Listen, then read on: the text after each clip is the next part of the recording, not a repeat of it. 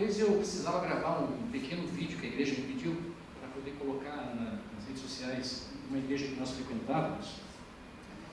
E eu fui gravar esse vídeo. E antes de gravar o vídeo, eu perguntei para a Rosane, falando para ela, Rosane, eu tenho aqui um tempo, falar sobre isso e tal. O que você acha? Ela falou, não, eu acho legal, só cuida, porque você come muito S no final das palavras. Eu olhei para ela com aquele olhar amoroso, vontade de morder, né? Falei, eu não faço isso. Ela falou, faz. Eu falei, não faz. Sabe aquela coisa que você não acredita que você é capaz de fazer? Mas enfim, fui gravar o vídeo. Acabei de gravar o vídeo e falei, eu acho bom assistir o vídeo, né? Antes de mandar para frente. E quando eu assisti o vídeo, imagina o que aconteceu. O que você acha que aconteceu com as palavras do plural? Hã? Eu falei, não é que ela tinha razão? Sabe, queridos, agora que eu falei isso para você, que você escutou eu contar essa história, à medida em que eu for falando aqui, no que vocês vão prestar atenção? Vocês são legais, né? Vocês são legal, né? Mas é impressionante como alguma coisa tem o poder de entrar na mente da gente e capturar nossa atenção. E o dia que a gente conseguir fazer isso plenamente com a palavra de Deus, isso vai ter um impacto muito poderoso nas nossas vidas. Porque a gente tem sido exposto à palavra de Deus em muitas oportunidades, mas nem sempre nós estamos nos permitindo ser tocados por essa palavra como nós deveríamos, certo? E eu não digo isso para julgar a forma como você é exposto, como você se permite, mas eu digo para você se entregar nessa noite. Por favor, não saia daqui olhando quantas vezes eu cortei o S das palavras, mas saia daqui não com tudo, porque não é tudo para você, mas alguma coisa senão você não estaria aqui nessa noite. Amém, querido? Amém, querida, para não fazer excepção também, né? Amados, eu trabalhei numa empresa aqui em Joinville muito grande. E essa empresa tinha um parque fabril enorme, muitas máquinas. E essa empresa ela sofria muito porque constantemente havia quebra de máquinas. Eu estou cuidando para não cortar essas palavras agora.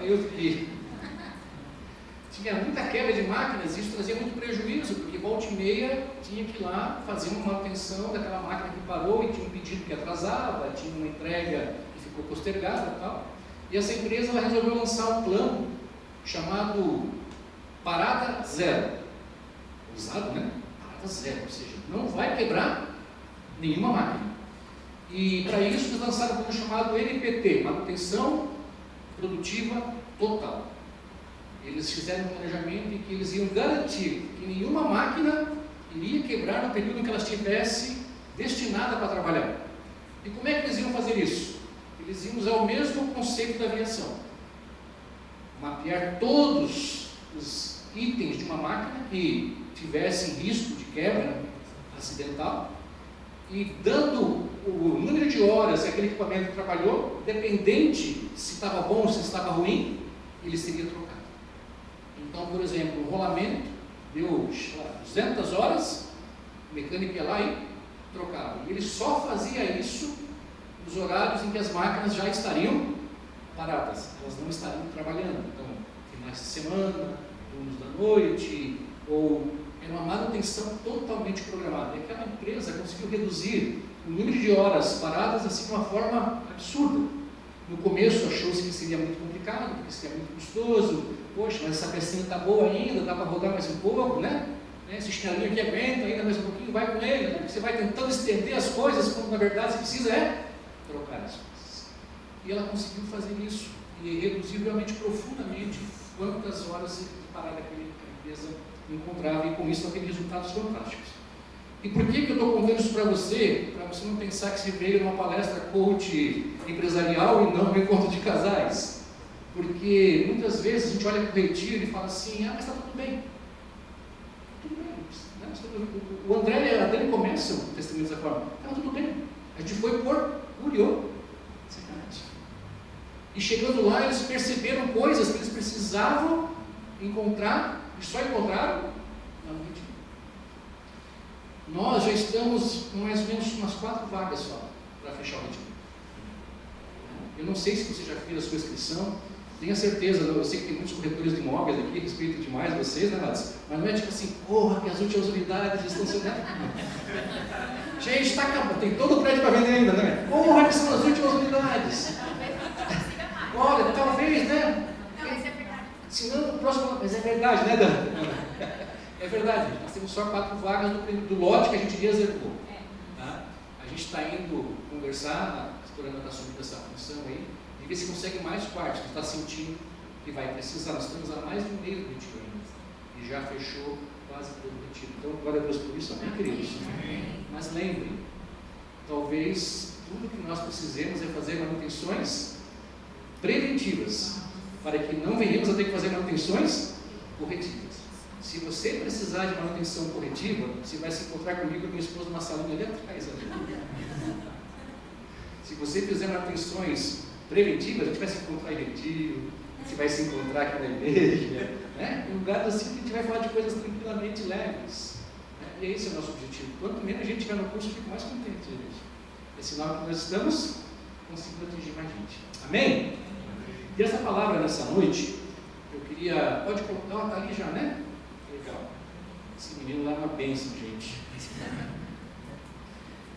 Por que eu chamei ela de esperança? Eu vou resgatar um pouquinho de uma palavra que eu trouxe para os homens no encerramento nosso, no final do ano passado. Eu vou resgatar um pouco daquela palavra, porque eu creio que essa palavra precisa ser ouvida também um pouco pelas mulheres, pelos casais, como família. Amém? Só que antes de realmente introduzir essa palavra, eu gostaria de contar o que me aconteceu essa semana. A pastora Ana me mandou uma mensagem, dizendo: Fábio, aconteceu uma situação. A pastora é uma bênção. Né? Um velório para fazer. E eu falei: sério, Ana? Eu falei: mas ela me. Sabe como é que ela me pegou, que ela me fisgou no negócio? Porque ela falou que tinham ido 2 líderes religiosos, que eu não sei de qual religião, não importa também. Mas que ao falarem lá, na noite anterior ao enterro, não haviam trazido uma palavra de esperança e consolo para essa mesa. E eu falei: cara, isso não... Alguém... É a hora melhor para você falar de Jesus para alguém, que é essa hora. Eu falei: não, eu vou dar um jeito aqui, eu vou lá. E eu fui. E quando eu cheguei, eu confesso para vocês, queridos, eu já fiz casamento, já fiz batizado, bar mitzvah, não, bar mitzvah não. Muitas coisas, mas velórios eu tinha feito apenas do meu pai e do meu sogro. Nunca tinha feito um velório de uma pessoa que eu não conhecesse. Então eu não cheguei lá carregado de uma emoção. Eu cheguei de uma forma normal. Eu não conhecia as pessoas que estavam ali, a não ser a Karina e o neto da igreja, né? Uma menina que trabalha com eles, que perdeu a avó.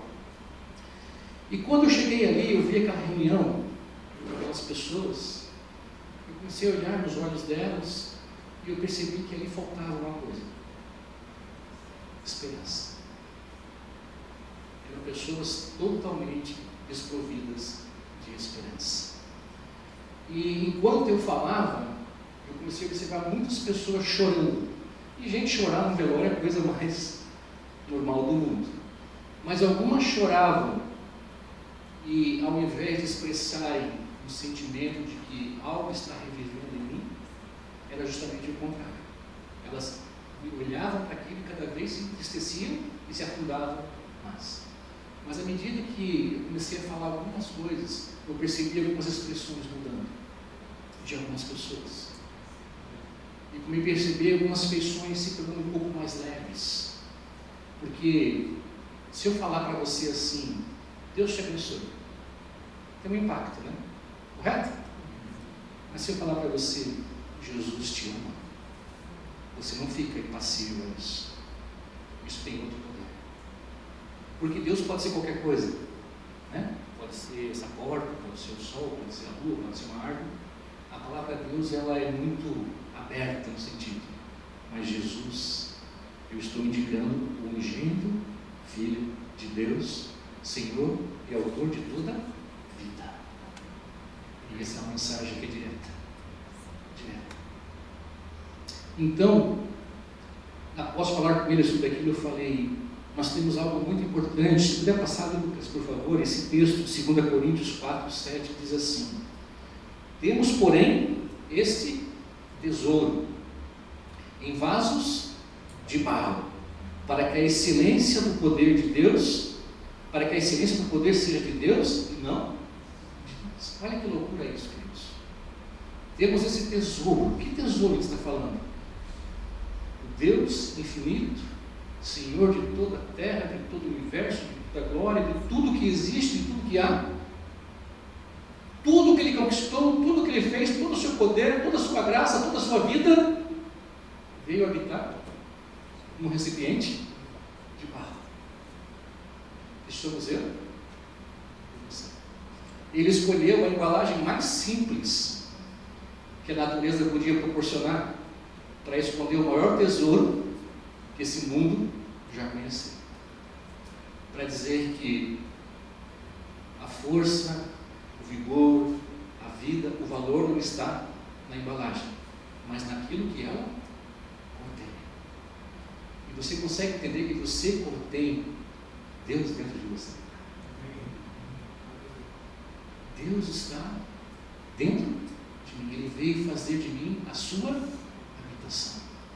E esse é um tesouro que não tem valor, queridos. Não tem valor. Jesus em nós, a esperança. É por isso que aquelas pessoas naquele velório estavam sem esperança alguma. Mas quando você vai no velório de uma pessoa que não conhece Jesus, você vê muita tristeza e pouca esperança. Mas quando você vai no velório de pessoas que conhecem, viveram e entregaram a sua vida para Jesus, você até chora. Mas é só pela saudade, até um breve reencontro. E algo que eu disse para eles foi o seguinte: eu falei,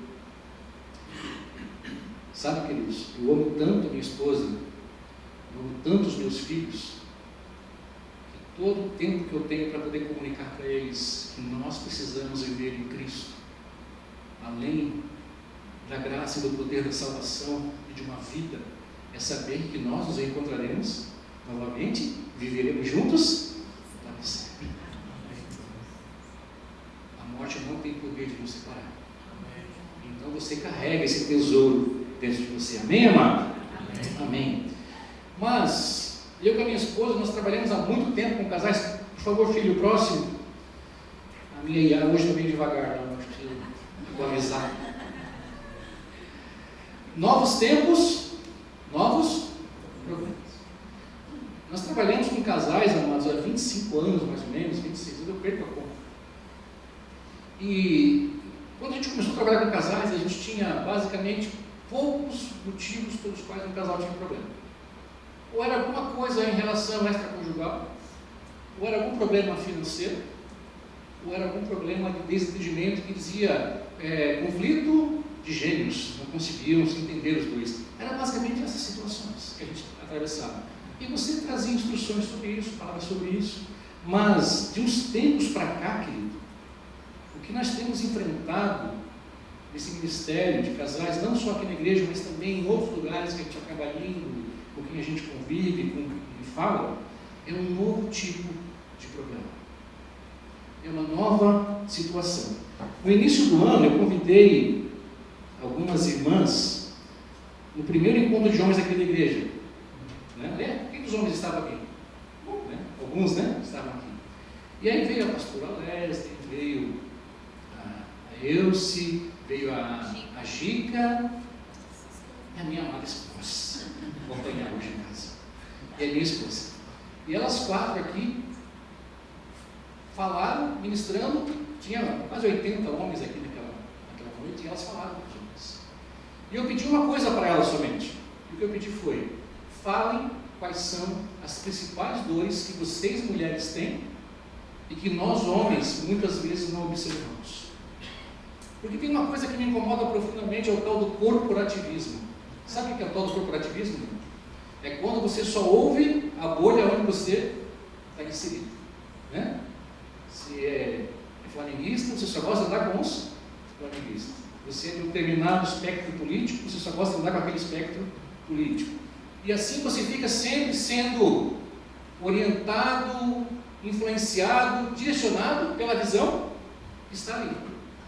Eu falei, falem das dores, falem dos problemas. Nós, homens, queremos sentar e ouvir de vocês o que nós estamos ou não fazendo e que traz influência sobre a sua vida e que dificulta o seu papel como mulher. E de tudo que elas falaram, uma coisa eu guardei assim que me resumiu muito fortemente naquele momento, que foi a questão que as mulheres estão cansadas. Cansadas. Porque muitas mulheres estão fazendo um papel que já era o delas, e mais um papel que também era dos homens. E muitos homens que antes amadureciam com 22, 23, 24, 25 anos, agora já passa dos 30 e ainda não amadureceram. E muitas vezes as mulheres se veem sobrecarregadas, tendo que fazer coisas que elas não precisariam fazer se os homens fossem mais fortes, mais maduros, mais decididos. Aquilo mexeu comigo.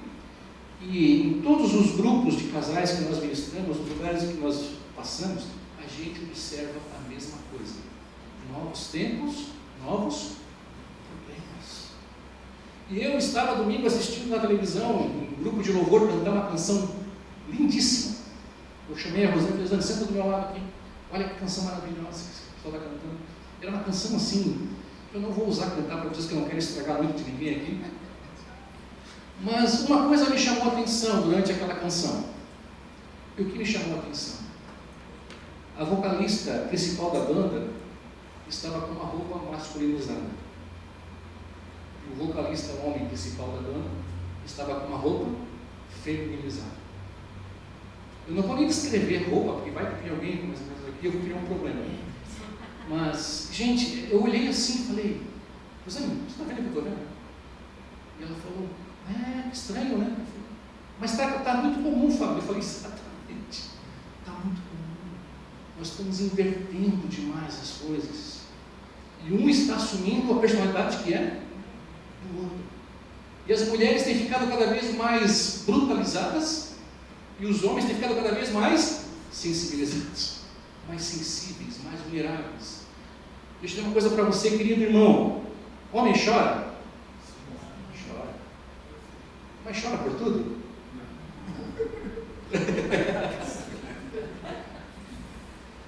Tudo que a sua esposa não quer, um homem chore por qualquer coisa. E tudo que o seu marido quer, querida, é uma esposa que não chore e que não seja sensível nunca. Eu costumo citar um exemplo para falar um pouco dessa diferença, que é a seguinte: imaginem vocês, irmãs, a diferença entre um homem e uma mulher. Você imagina um grupinho de homens aqui na igreja conversando, certo? Olha aqui no cantinho aqui, batendo papo, e de repente você entra lá naquela porta e os homens viram e olham assim para você e se viram para o grupo e continuam conversando. E você pensa, meu Deus, e ali está o seu marido, por exemplo, naquele grupinho. E você pensa, ele deve ter contado algo de mim para aqueles homens. Todos olharam para mim e agora estão falando sobre mim. Ainda mais se você fez alguma coisa na semana que desagradou o marido. E você já não presta para mais nada, você fica incomodado, você fica nervosa, você fica ansiosa sobre aquilo, e coitado do seu marido quando chegar em casa. Aliás, nem vai chegar em casa, no carro ele vai receber aquele beliscão na costela já. Mas eu vou dizer uma coisa para você: os homens não conversam sobre os seus problemas com os outros homens, os problemas de casa da esposa. Nós não fazemos isso. Se um homem chegar aqui no meio do grupo e se um outro perguntar para ele, como é que você está? Ele fala, não está muito legal. Ele falou, sério, cara, o que está acontecendo? Pô, estou com uns probleminhas com a minha esposa. Ó, vai passar, fica tranquilo, vai passar, tá bom? Isso é o máximo de consolo, de direcionamento que você vai receber. E logo ele vai te perguntar, viu o jogo ontem? Nossa, o Mengão arrasou. É verdade ou mentira? É isso. Porque os homens não jamais querem mostrar uma posição de fraqueza, de derrota. Não, a gente quer sempre mostrar que nós somos fortes. Agora inverte. Então, as irmãs aqui conversando, se o marido fez alguma coisa, né? Aí o bendito aparece na porta lá. Todas olham. Tenha certeza, você é o assunto. Você é o assunto. Sabe o que é o problema disso? É que ele não vai perceber que ele é o assunto, ele vai achar que está tudo bem. Ele vai continuar bem, ele vai contar piada, ele vai dar risada, ele vai aproveitar o culto, e a esposa vai estar assim para ele e as irmãs também. Esse cachorro. Porque nós somos diferentes. E a graça está realmente na diferença que se completa. E o que nós temos encontrado muito não são casais que se completam, são casais que competem. E quando os casais competem, eles não comemoram a vitória um do outro. Eles celebram a derrota para que eles sejam vitoriosos. Assim a gente vai dividindo ao invés de somando. E nós temos ouvido encontro após encontro homens que são extremamente imaturos, fracos, que não assumem seus papéis, que não exercem sua liderança. E quando o homem não exerce sua liderança, a família toda sofre. E quando a mulher precisa assumir esse papel, porque existe um vácuo de liderança, e ela faz isso, a família inteira sofre. Não tem como não sofrer, porque cada um está num papel diferente. E é por isso que as mulheres estão cansadas e muitos homens estão fracos. E nós precisamos trabalhar para que isso seja mudado. Cada vez mais nós precisamos fazer como Romanos 12, no capítulo 1 diz: rogo-vos, pois, irmãos, que transformeis a vossa mente pela palavra de Deus. Sabe, querido, eu costumo dizer lá no grupo assim que a Bíblia, ela é lida sempre como um espelho. O que está aqui tem que refletir aqui. Eu não leio a Bíblia assim: ó, queridos, hoje recebam a palavra. Meus estudos foram muito profundos. Pode deixar, depois eu pego. Obrigado. Você está entendendo, querido, o que eu estou falando? Faz sentido para você isso, amado? Podemos caminhar mais um pouquinho aqui? Olha só. Olha esse texto. Você pode ler comigo? Diz assim: vem agora, pois, eu te enviarei a Faraó. Vamos ler juntos? Pode ser, queridos? Ó, você não está aqui. Vai. Vem, pois, vem agora, pois, e eu te enviarei a Faraó, para que tires o meu povo, os filhos de Israel, do Egito. O outro. E depois foram Moisés e Arão, e disseram a Faraó: assim diz o Senhor, Deus de Israel: deixa aí o meu povo, para que celebre uma festa no deserto.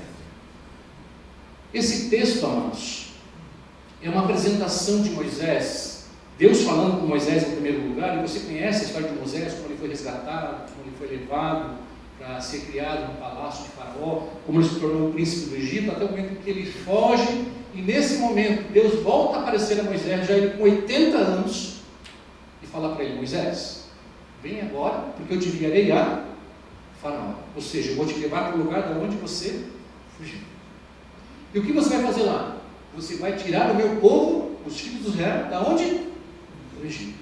Quando você lê algumas palavras da Bíblia, automaticamente elas assumem um significado. Nesse caso, Faraó representa quem? Está aprisionando o povo. Fale com ousadia, não tenha medo. Satanás.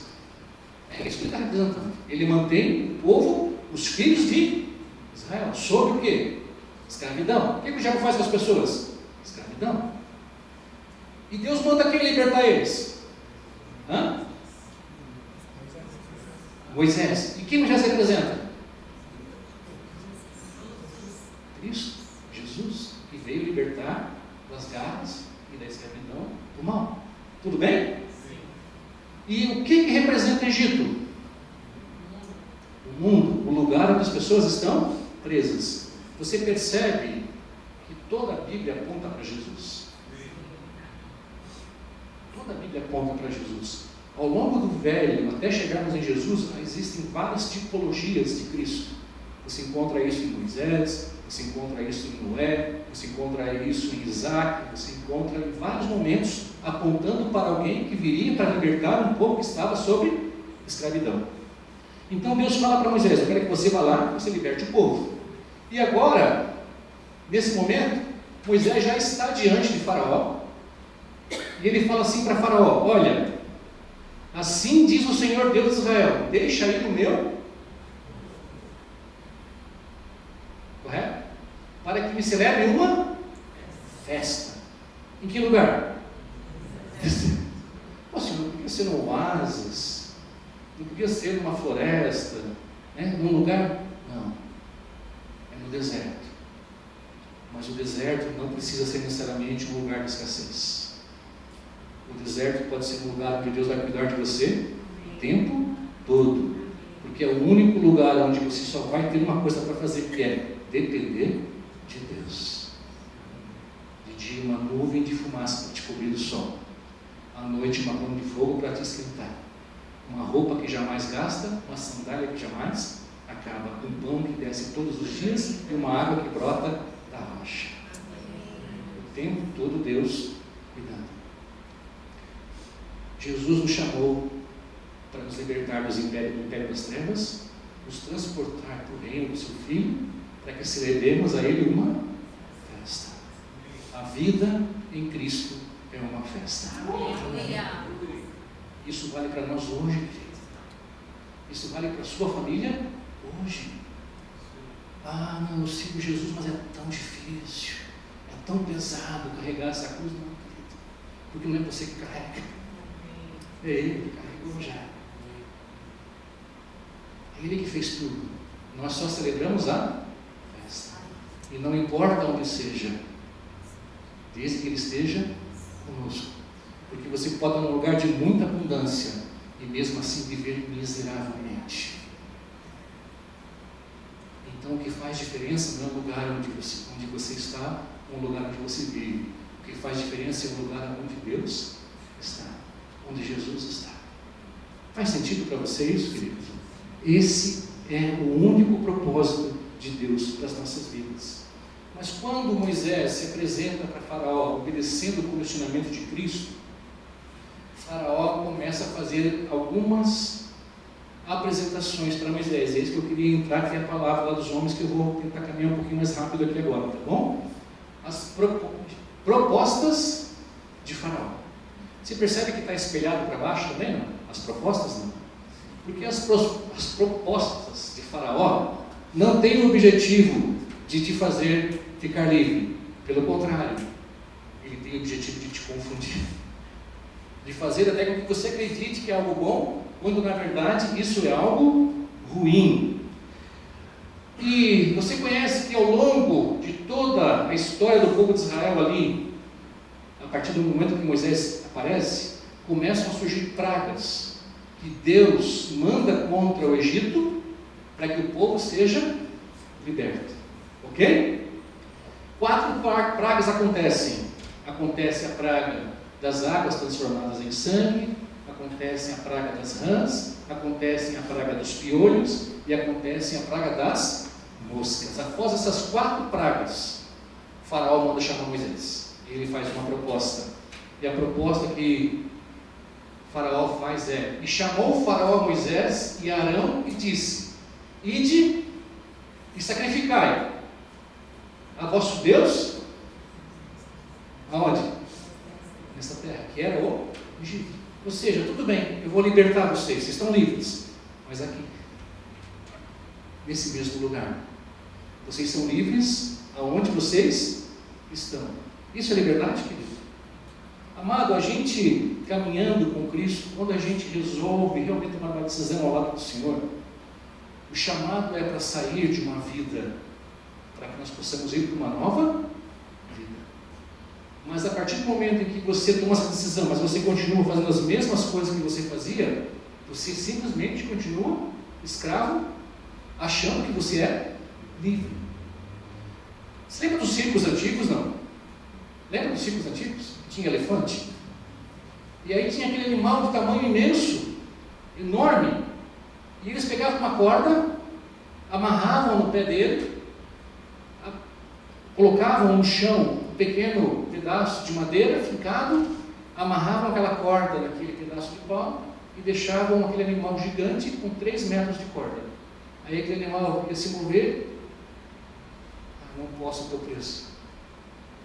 sendo que se ele fizesse um leve movimento com a sua perna, facilmente ele arrancava aqui do chão, e nem 10 homens, 20 homens, 100 homens conseguiriam conter a força desse animal. Então a pergunta é: por que um animal tão poderoso se permite ficar preso com um pedacinho de pau e uma corda?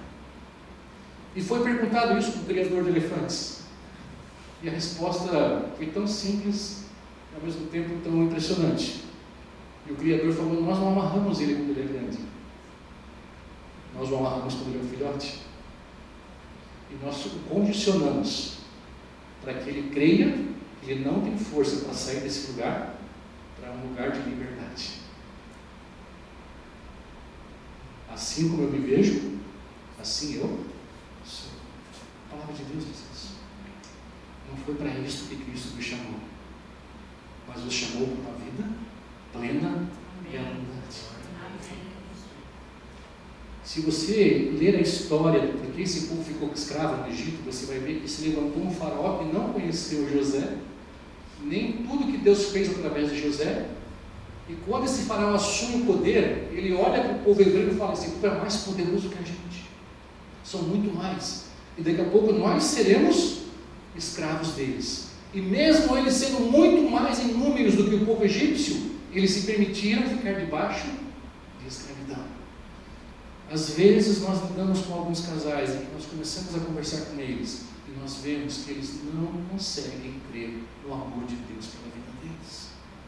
Eles carregam esse tesouro em vasos de barro, mas eles acham que ali dentro não tem tesouro nenhum e que eles são simplesmente barro.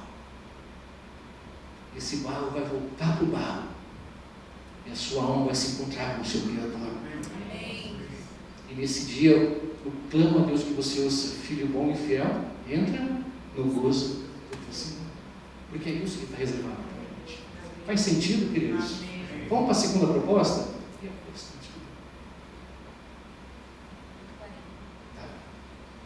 Deixa eu correr aqui. Mas, ainda nas 4 pragas, o faraó não se conformou. E ele faz uma segunda proposta.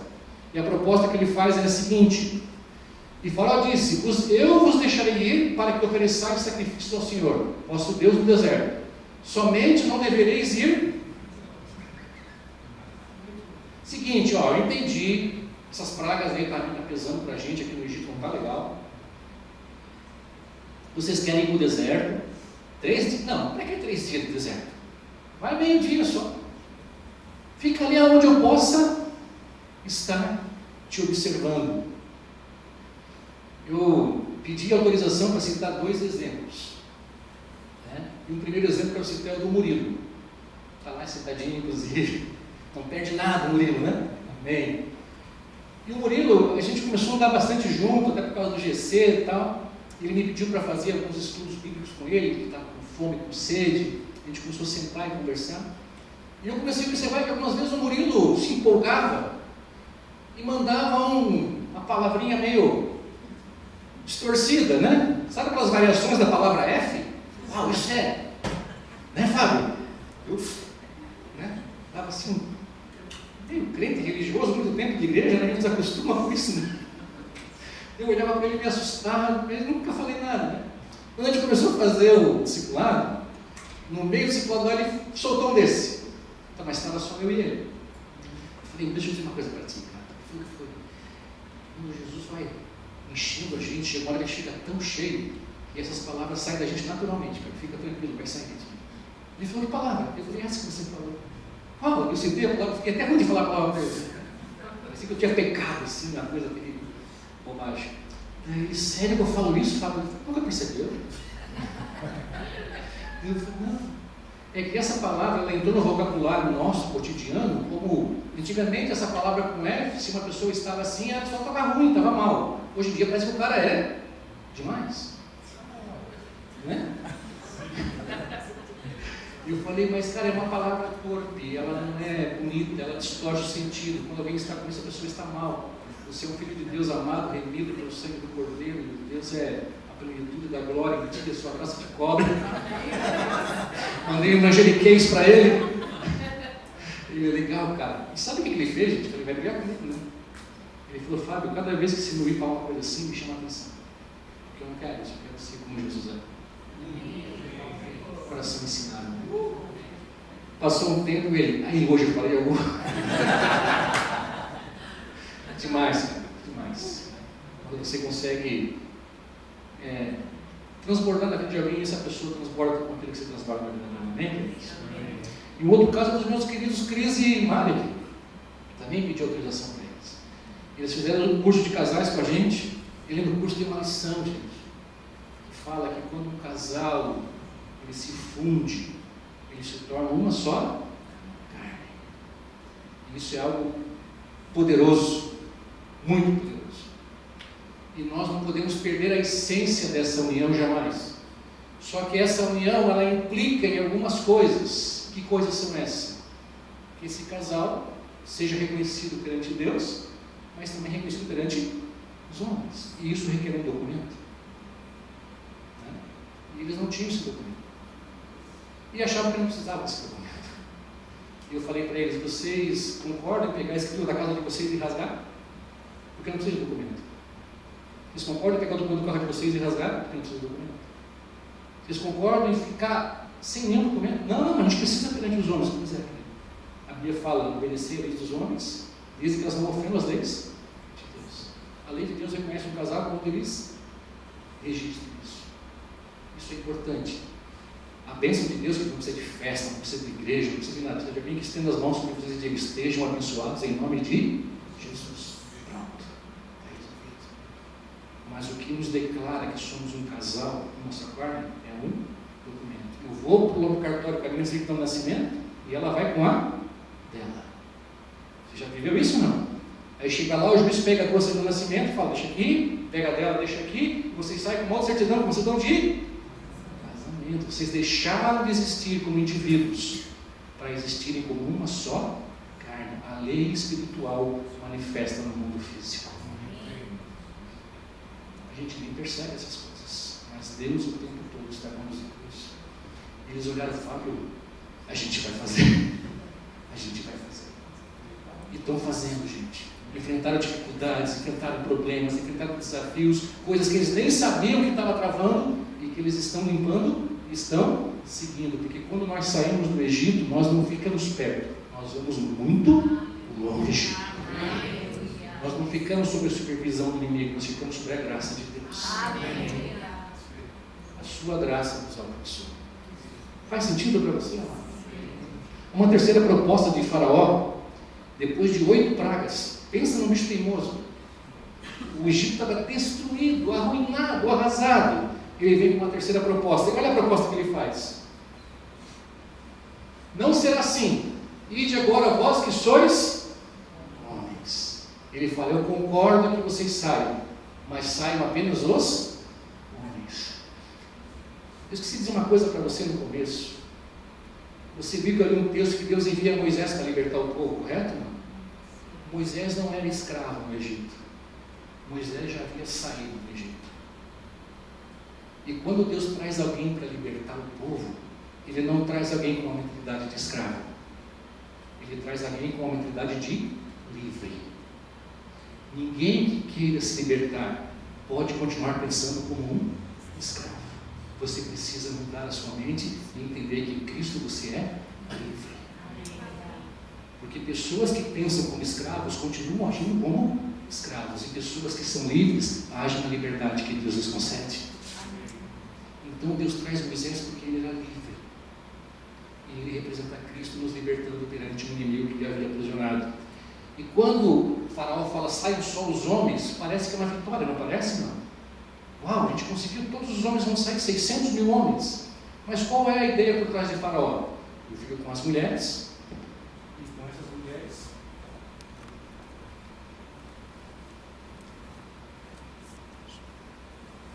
será que é uma sinal para acabar, gente? Quem me dá mais 10 minutos aí? 10, 20, 30, 40. Prometo que eu estou acabando. Mentira. Estou acabando sim. Então, o que eu estava falando? Quantas palavras eu cortei o S? Alguém marcou? Não marcaram, esqueceram disso? Amém.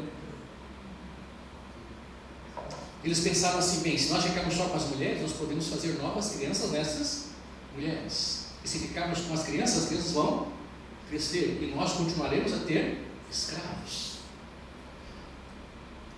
A liberdade que Deus nos concedeu não é só para um ou só para o outro. A liberdade é para todos. Há uma estatística que fala que quando uma mulher se converte, apenas ela, apenas 30% da família toda se converte. Mas quando um homem se converte e realmente entrega a sua vida para Jesus, 90% da família se converte. Porque é um poder na liderança que Deus concedeu para os homens. E quando eu vejo o inimigo trabalhando para permitir que homens fiquem fracos, ele está roubando essa potência que esses homens têm de resgatar uma multidão de pessoas. E nós temos que lutar para isso, e permitir que todos alcancem a salvação. Olha a resposta de Moisés. Vem para a quarta. Moisés não aceita, Moisés sai dali, vai embora, e então o faraó, depois da 9ª praga, faz uma nova proposta. Olha, chamou Moisés e disse: servi ao Senhor, somente fiquem os vossos rebanhos e o vosso gado. Vai homem, vai mulher, vai criança, mas os bens que vocês geraram aqui no Egito vão ficar no Egito. É uma vitória? Porque a vida que Deus nos chamou para viver é uma vida plena e abundante. Nós não saímos do Egito de mãos abanando, nós despojamos do inimigo em tudo aquilo que ele nos roubou e que o Senhor veio para nos restituir. Então, amado, Moisés fala algo para Faraó, dizendo assim: eu tenho que ir para o deserto, eu tenho que celebrar uma festa, e eu tenho holocaustos e oferendas a apresentar, e eu não chegarei diante do meu Deus com minhas mãos vazias. Você não pode sair do Egito doente, ferido, miserável. Você vai sair do Egito com tudo aquilo que Jesus conquistou para você, todas as bênçãos. Essa é a promessa de Deus. E a última, em que ele fala: respondeu Moisés também: tu tens de nos dar em mão sacrifícios e holocaustos que ofereçam ao Senhor nosso Deus, que ofereçamos ao Senhor nosso Deus. E também os nossos rebanhos irão conosco, nenhuma ficará. Em outros textos fala que nenhum casco ficará. Não se refere às pessoas, se refere aos animais. Tudo aquilo que nós construímos nesse período irá junto com a gente. Amado, tudo aquilo que você gerou em vida, mesmo na sua época antes de se converter, mas que foi gerado de uma forma lícita, é teu por direito. Se foi gerado de forma ilícita, deixa lá, querido. Não luta por isso não, larga. Mas se foi gerado de forma lícita, isso é um direito que você tem em Cristo, porque a bênção de Deus, ela não está apenas sobre aquelas pessoas que o servem, mas está sobre todas as pessoas que respiram. A Bíblia fala que o sol nasce para justos e injustos. Deus abençoa as pessoas mesmo que não se converteram, mas que vivem segundo os princípios da palavra de Deus. Porque eu encontro um monte de gente que não frequenta e nem é convertido, mas que vive uma vida super abençoada. Por quê? Porque eles entenderam os princípios, só não entenderam que tudo que eles têm vai se acabar aqui. E o mais importante, que é o tesouro que está guardado em vasos de barro, isso eles vão perder. Mas nós que temos tanto a salvação, como temos a compreensão de quem Deus é, viveremos plenamente com tudo que Ele tem para nós. E o próximo, Lucas, para acabar de verdade: fizeram, pois, os filhos de Israel conforme a palavra de Moisés, e pediram aos egípcios vasos de prata, vasos de ouros e vestes, e o Senhor deu. O que Ele deu? Graça. Nós falamos bastante sobre a graça aqui na igreja, né? Você percebe que a graça de Deus é algo que nos acompanha desde o começo? Já fala que o Cordeiro foi morto antes da fundação do mundo. A sua graça já estava sobre nós desde a fundação do mundo. E aquele povo encontra a graça e sai de lá com tudo o que eles têm. E eles então chegam no deserto e celebram uma grande festa ao Senhor. Amém e amém. Uau! Você está aí ainda ou não? Sim. Posso contar uma última historinha para acabar de verdade? Você permite, não? Eu conto essa história para honrar uma pessoa que eu gosto demais e que eu acho que vocês também gostam. Quando eu era pequeno, meu pai, que já partiu, está com o Senhor, eu creio, meu pai era louco por passarinho. Sabe passarinho? Criar passarinho naquela época, podia criar passarinho em gaiola, né? E o sonho do meu pai era ter um curió. Sabe o que é curió, não? Né? Só que curió é um passarinho de gente que tem dinheiro. Tem curió que custa um apartamento, gente. Né? Certas mulheres olham que bobagem, que loucura, um curió desse valor, né? É o mesmo que a gente pensa daquelas bolsas lá, né? Às vezes.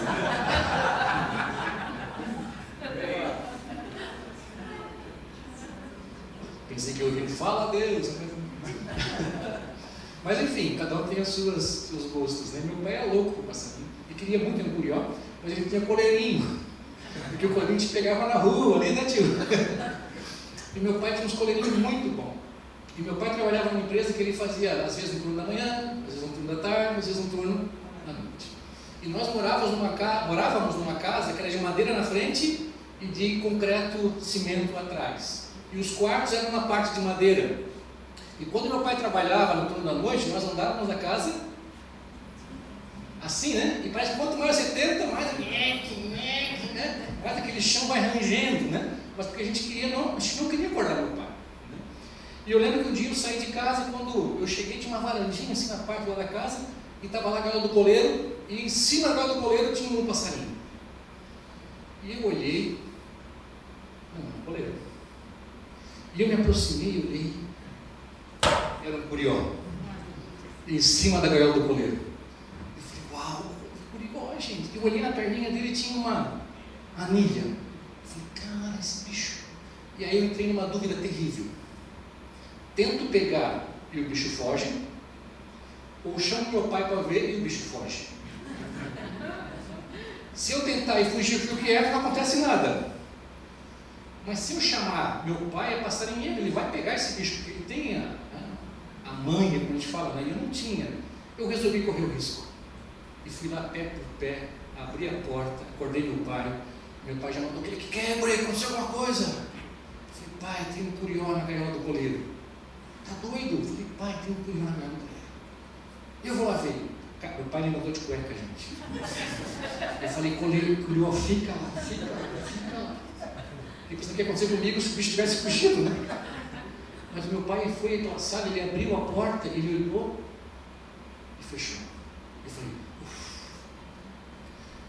Ele falou, vai lá atrás, pega uma gaiola, abre a gaiola, espalha o piste no fundo e traz para mim. Eu falei, pai, mas não quer pegar aquele, a gente chama de claps, né? Alçapão, né? Não, faz o que eu estou mandando.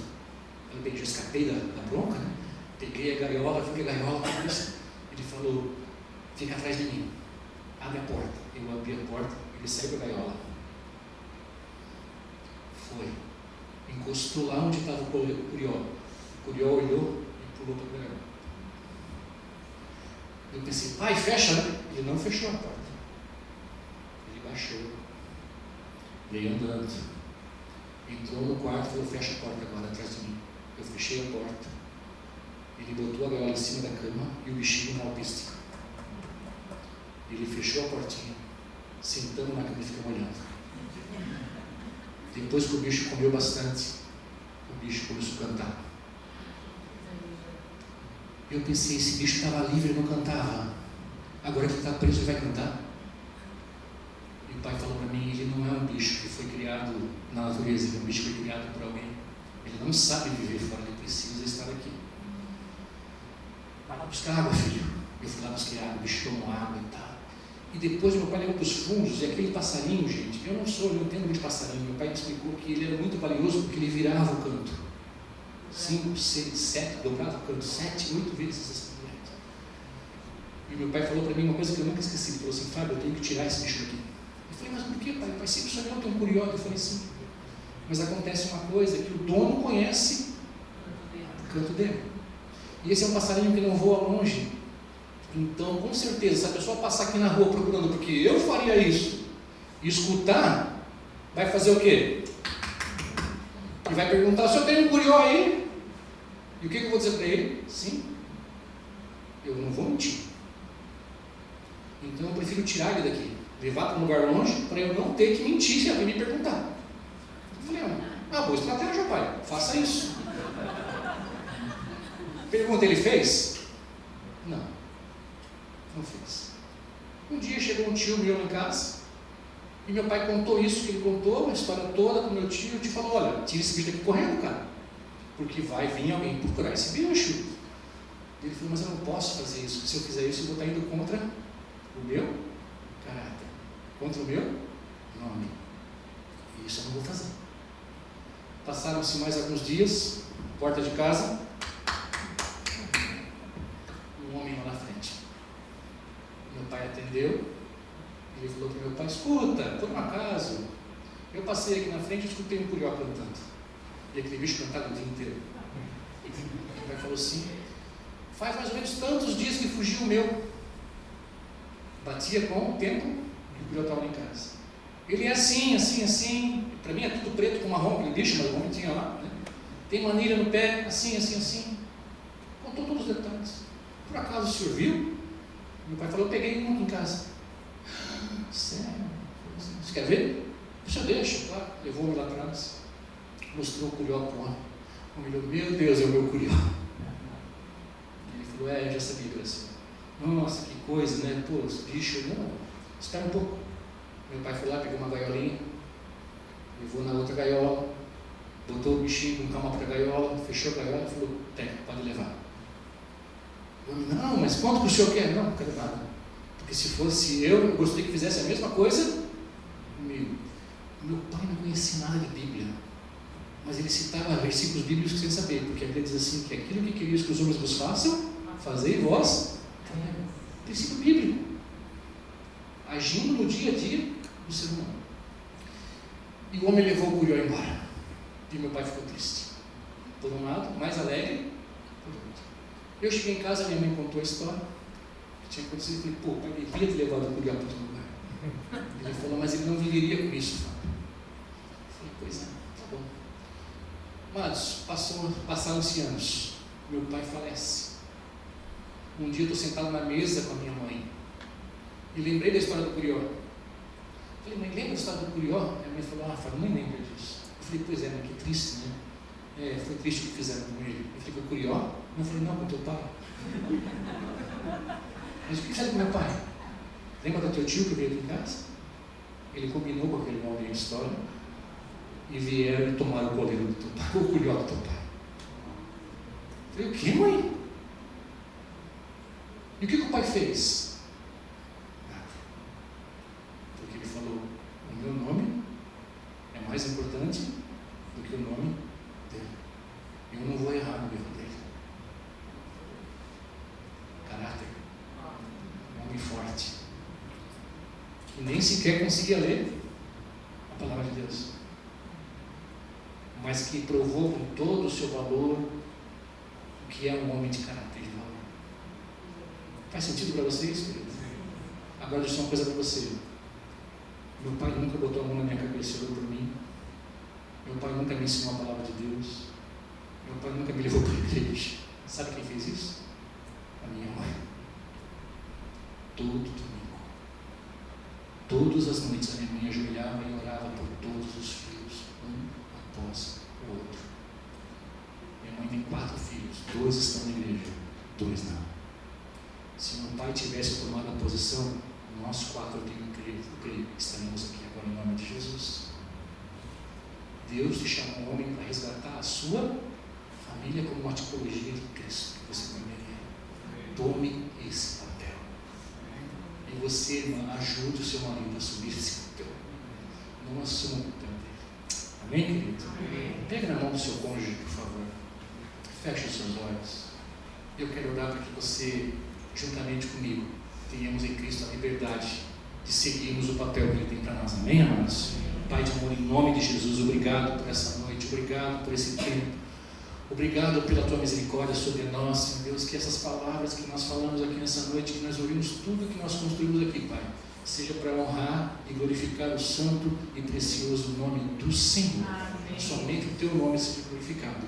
E que essa palavra seja, Senhor Deus, como sementes em terra boa, que produza fruto a 10, a 100 e a 1000, Pai. Sementes e frutos, Pai, para edificação.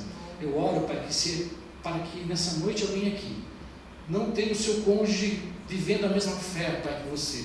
Não tenha os seus filhos caminhando na mesma fé que você. Não tenha, Senhor Deus, pais ou mães ou amigos muito próximos, queridos, quem quer que seja, Pai. Eu oro para que nós saímos daqui nessa noite revestidos dessa autoridade e declararmos que nós sairemos do Egito e nenhuma unha ficará lá. Todos sairemos juntos e com tudo que o Senhor tem nos dado, Pai. Nada permanecerá no Egito, Pai. Tudo aquilo que é de origem lícita será para honrar e glorificar o Teu nome, porque nós sairemos e iremos 3 dias a caminho do deserto para celebrar uma festa ao Senhor. Esses 3 dias representam o dia que o Senhor morreu na cruz, o dia que o Senhor permaneceu entre os mortos e o dia que o Senhor ressuscitou. E por isso dizemos, há uma festa que nos aguarda para a honra e para a glória do Teu nome. Amém, amém e amém.